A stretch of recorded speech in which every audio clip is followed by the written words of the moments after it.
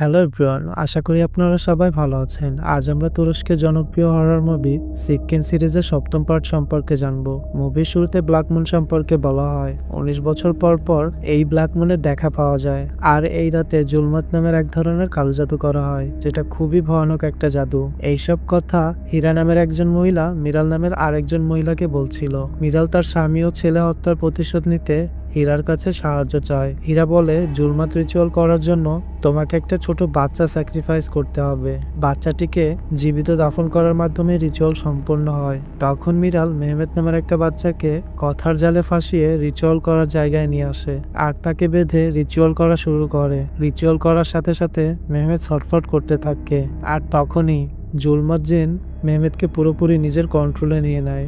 অন্যদিকে এসব কালো জাদু যার জন্য করা হচ্ছিল সেই লোকটিকে দেখি সে একটি গান নিয়ে নিজেরই পরিবারের সবাইকে এক এক করে মেরে ফেলে, আর একদম শেষে সে নিজেকেও শুট করে সেখানে মারা যায়। হীরা মিরালকে বলে, তোমার প্রতিশোধ পূরণ হয়েছে, এখন তুমি এই বাচ্চাটিকে জীবিত দাফন দিয়ে রিচুয়ালের বাকি অংশ সম্পূর্ণ করো, আর এটা তোমাকে একাই করতে হবে। তখন তাকে একটা তাবিজ দেয়, যেটা 7 রকম প্রাণীর হাড় দিয়ে বানানো। তাবিজটি বাচ্চাটির সাথে কবর দিয়ে দিতে বলে, আর যদি এটা করতে কোনো রকম ভুল হয় তাহলে সে অনেক বড় বিপদে পড়বে। অন্যদিকে আমরা আরহান নামের একজনকে দেখি, যে নোটিস করে আজকের রাত জুলমাতের রাত, যেটা দেখে সে চিন্তায় পড়ে যায়, কারণ সে ভালো করেই জানতো এই রাতে কেউ না কেউ এই জুলমাত রিচুয়াল পারফর্ম করে। দৃশ্য পরিবর্তন হয়ে 1 মাস পরের কাহিনী দেখানো হয়। মিরাল একটি বাড়িতে হাউসকিপারের কাজ নেয়, যেখানে 5 জনের একটি ফ্যামিলি ছিল।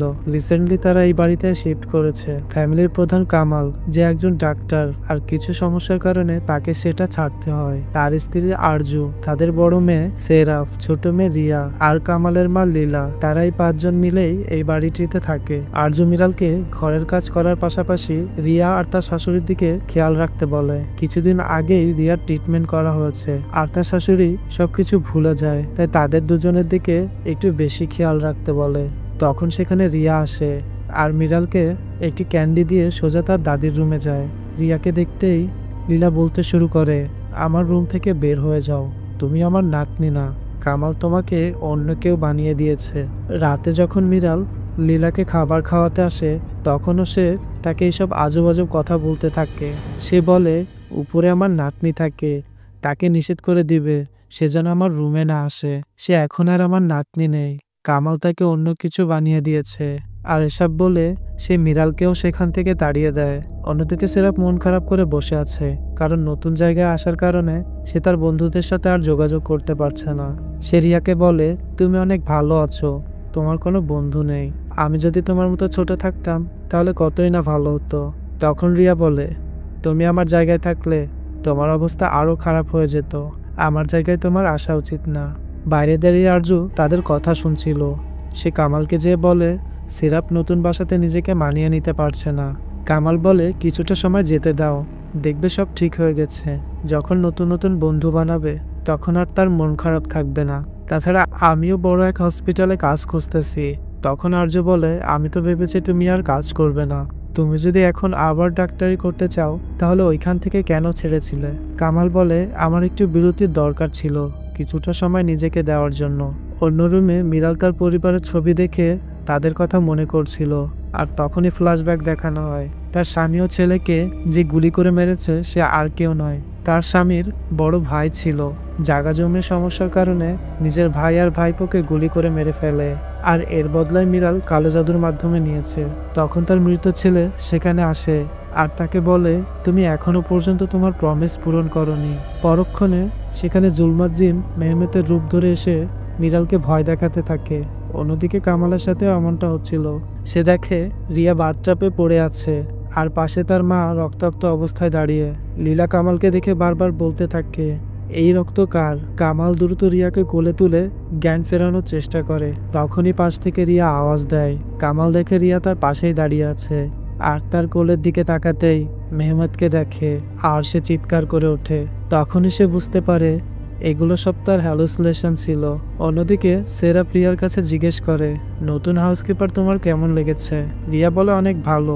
তখন সেরাপ বলে, আমার একদমই পছন্দ হয়নি, সবসময় ফেক হাসি নিয়ে থাকে। রিয়াকে তার থেকে দূরে থাকতে বলে সিরাপ কম্বল মুড়ি দিয়ে ঘুমিয়ে পড়ে। পরের দৃশ্যে আমরা আরহানকে দেখি, যে ওই জুলমাত জাদুর ব্যাপারে রিসার্চ করছে, যাতে করে সে এটা থামাতে পারে। কিন্তু তখনই জুলমাত জিন তার ব্যাপারে বুঝতে পারে আর তার কানের কাছে এসে এসব থেকে দূরে থাকতে বলে। কিন্তু আরহান তার কথা একদমই ভয় পায় না আর তার কাজ চালু রাখে। পরের দিন আরজু যখন রিয়াকে ঔষধ খাওয়াতে আসে, তখন সে আরজুকে বলে, আমি আপুর সাথে আর থাকতে চাই না, আপু আমাকে ভয় দেখায়। আরজু রিয়াকে চিন্তা করতে নিষেধ করে আর বলে সে সেরাফের সাথে কথা বলবে, যাতে সে তাকে ভয় না দেখায়। পরের দৃশ্যে কাজিম নামের একজনকে দেখানো হয়, যে ছোট ছোট বাচ্চাদেরকে দিয়ে ভিক্ষা করাতো, আর মেহমেদ এই বাচ্চাদের দলেরই একজন ছিল। তাছাড়া কাজিম মিরাল ও কামাল দুজনকেই চিনতো, আর কিভাবে তাদের দুজনকে চিনতো সেটা আমরা পরবর্তীতে জানতে পারবো। রিয়াকে দ্বিতীয় রুম সেট করে দেওয়া হয়। তখন সেখানে মিরাল এসে তাকে জিজ্ঞেস করে, তুমি একা কেন ঘুমাতে চাও? রিয়া বলে, সেরাপ রাতে আমাকে ভয় দেখায়, এজন্য আমি তার সাথে এক রুমে থাকবো না। সেরাপ আপনাকে পছন্দ করে না আর আমাকে আপনার থেকে দূরে থাকতে বলেছে, কিন্তু আমি আপনাকে পছন্দ করি।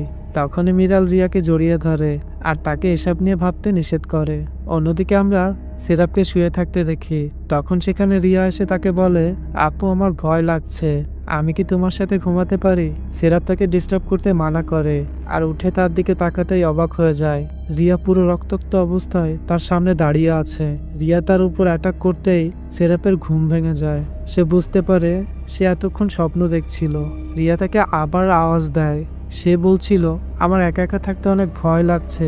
এসব শুনে সেরাপ তাকে দেখতে তার রুমে আসে। সে দেখে রিয়া রুমের এক কোনায় বসে আছে আর হঠাৎই দরজা বন্ধ হয়ে যায়। রিয়া ধীরে ধীরে সেরাপের দিকে আসতে থাকে আর লম্বা হতে থাকে। এসব দেখে সেরাপ ভয়তে দরজা খোলার চেষ্টা করে আর ফাইনালি তার ঘুম ভেঙে যায়, কারণ সে স্বপ্নের মধ্যে আবার স্বপ্ন দেখছিল আর সে দেখে কেউ তার রুমের দরজা খোলার চেষ্টা করছে। তখনই দরজা খুলে রিয়া এসে তাকে জড়িয়ে ধরে আর বলে, আমার অনেক ভয় করছে আপু, আমি আজকে রাত তোমার সাথে ঘুমাই। অন্যদিকে আমরা মিরালকে দেখি, সে স্বপ্নে তার স্বামী ও ছেলে মারা যাওয়ার দিনের সাথে সাথে জুলমাতের রাতও দেখে। আর কিছুক্ষণ পরে লীলার ডেড বডি দেখতেই তার ঘুম ভেঙে যায়। কামাল লীলার রুমে আসে, তাকে ঘুম থেকে জেগে ওঠায় আর বলে, রিয়ার জান বাঁচানোর জন্য তোমাকে মরতে হবে। লীলা বলে, ঠিক আছে, আমাকেও মেহমেতের মতো মেরে ফেলো। কামাল তার মাকে জিজ্ঞেস করে, তুমি মেহমেদকে কি করে চেনো? লীলা বলে, মেহমেদ আমার কাছে এসে সবকিছু বলেছে। কামাল বলে, রিয়াকে বাঁচানোর জন্য তোমার রক্তের দরকার, তাই তোমাকে মরতে হবে। আর এটা বলে লীলার মুখে রক্তমাখা পাইপ পেঁচিয়ে তাকে সিঁড়ির উপর থেকে ধাক্কা মেরে ফেলে দেয়। তখন তার ঘুম ভেঙে যায় আর সে বুঝতে পারে এতক্ষণ সে স্বপ্ন দেখছিল। স্বপ্ন দেখে লীলার জন্য তার চিন্তা হয় আর তাই সে তার রুমে তাকে দেখতে যায়। সে দেখে লীলা ঘুমিয়ে আছে। তখন কামাল রুমে এসে আবার ঘুমিয়ে পড়ে। কিছুক্ষণ পরে লীলা চিৎকার করে ওঠে। কামাল দৌড়ে যেয়ে দেখে তার মা সিঁড়ির উপরে দাঁড়িয়ে আছে আর তাকে বলে, এটা কোনো স্বপ্ন না, আমি সত্যি যাচ্ছি। তখনই সে সিঁড়ি থেকে পড়ে সেখানেই মারা যায়। আর এখানেই কামাল ও মিরালের স্বপ্ন সত্যি হয়ে যায়। কামাল মারা যাওয়ার আগের ঘটনা স্বপ্নে দেখে আর মিরাল পরের ঘটনাটুকু। রিয়ার কাছে তার দাদির মৃত্যুর খবর লুকানো হয়। তাকে বলে, তোমার দাদি অসুস্থ, তাই তাকে হসপিটালে ভর্তি করা হয়েছে। রিয়া তখন আরজুকে বলে, দাদি আমাকে আগে অনেক ভালোবাসতো, কিন্তু আমি অসুস্থ হওয়ার পরে সে আমাকে তার রুমেও ঢুকতে দেয় না। সে বলতো বাবা আমাকে কোনো কিছুর সাথে বদল করেছে, আমি নাকি তার নাতনি না। পরের দৃশ্যে কাজিম আর কামালের মধ্যে কোনো একটা বিষয় নিয়ে কথা কাটাকাটি হয়। কাজিম কামালের কাছে আরো টাকা চায়, কিন্তু কামাল তাকে না বলে দেয় সে আর কোনো টাকা দিতে পারবে না। তখন কাজিম কামালকে ধমকি দেয় আর বলে, সে যদি টাকা না দেয় তাহলে সবকিছু সে পুলিশকে বলে দেবে। কামাল বাসায় চলে আসে আর দেখে সেরাপ ডিনার টেবিলে বসে মোবাইল দেখছে। তখন সে তাকে মোবাইল রেখে খাবারের দিকে নজর দিতে বলে, কিন্তু সেরাপ তার কথা ইগনোর করে। আর তখনই কামাল কাজিমের সব রাগ সেরাফের উপর ঝাড়ে। সেরাপ রেগে বলে, এটা আপনার ভুল, আপনি আমাদের এখানে এনেছেন, এখানে আমার কোনো বন্ধু নাই, আমি টাইম কিভাবে কাটাবো? আর তার উপরে রাত্রে ঘুমালে ভয়ানক ভয়ানক স্বপ্ন দেখে এই বাড়িতে। কাল রাতে রিয়াও আমার কাছে এসে বলেছে সে এই বাড়িতে থাকতে ভয় পাচ্ছে। আর এটা বলেই সেরাপ সেখান থেকে চলে যায়। তখন রিয়া আরজুকে বলে, আম্মু আমি কাল আপুর রুমে যাইনি। অন্যদিকে মিরাল একা বসে কিছু একটা ভাবছিল। আর তখনই সে ফ্ল্যাশব্যাকে দেখে জুলমাতের রাতে সে যখন মেহমেদকে দাফন করছিল, তখন সেখানে কাজিম আর তার পার্টনার কামিন চলে আসে আর মেহমেদকে বাঁচিয়ে নেয়। পরের দৃশ্যে আমরা কামিনকে দেখি যে একটি রড দিয়ে একটি বাচ্চাকে মারছিল, কারণ আজ তার কালেকশন কম হয়েছে। তখন বাচ্চাটির শরীরে মেহমেদের আত্মা চলে আসে আর কামিনকে সেখানেই মেরে ফেলে। রাতে রিয়া যখন তার রুমে ছিল তখন তার দাদির আত্মা সেখানে এসে রিয়াকে বলে, আমি হসপিটালে না, আমি মারা গিয়েছি, আমি এখন কবরে, ওরা তোমার সাথে মিথ্যা বলেছে। লীলা রিয়ার পা চেপে ধরতেই সে চিৎকার করে ওঠে। তখন সবাই দৌড়ে তার রুমে চলে আসে। রিয়া বলে, দাদি এসেছিল, সে আমাকে বলেছে সে মারা গিয়েছে। আরজু রিয়াকে শান্ত করে বলে, আজ তুমি আমার সাথেই ঘুমাবে। তখন রিয়া বলে, আমি মিরাল আন্টির সাথে ঘুমাবো, আর তাকে মিরালের কাছে রেখে যে যার রুমে চলে যায়। কামাল তার রুমে বসে কিছু একটা ভাবছিল। তখনই সে কিছু শব্দ শুনতে পায় আর শব্দের পিছু করতে করতে বেসমেন্টে চলে আসে। সে দেখে আরজু, সেরাপ, রিয়া আর মেহমেদ চারজন বসে তার যত অপকর্ম সবকিছু প্রজেক্টরে দেখছিল। তখনই আমরা জানতে পারি কাজিম মেহমেদকে মিরালের থেকে বাঁচিয়ে কামালের কাছে বিক্রি করে দেয়।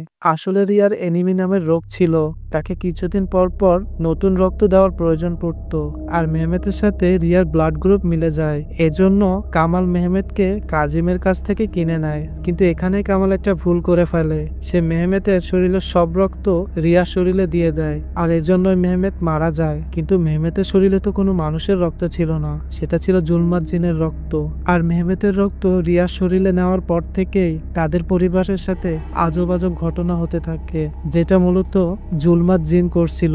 অন্যদিকে মিরাল রিচুয়ালটা সম্পূর্ণ না করার কারণে তাকেও জিনটি ভয় দেখাচ্ছিল আর এই জন্যই মিরাল কাজিনকে টাকা দিয়ে কামালের বাসায় কাজ নিয়েছিল, যাতে করে রিয়াকে দাফন করে রিচুয়াল সম্পূর্ণ করতে পারে। পরের দৃশ্যে আমরা কাজিনকে দেখি যে গাড়িতে করে কোথাও যাচ্ছিল আর মাঝ রাস্তায় কিছু বাচ্চা তাকে ঘিরে ধরে। তখনই তার গাড়ির মধ্যে মেহমেদের আত্মা এসে তাকে সেখানেই মেরে ফেলে। মিরাল যখন তাবিজটা দেখে সেটা নড়ে তাকে ইশারা করে দেয় যে আজ রাতেই রিয়াকে দাফন করতে হবে।